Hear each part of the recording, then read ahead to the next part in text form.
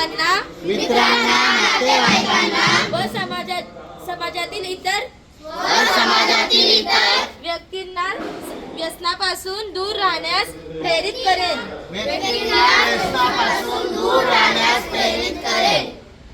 व्यसनाला नकार, निरोगी जीवनाचा स्वीकार. हा संदेश मी सर्वांपर्यंत पोहोचवेन.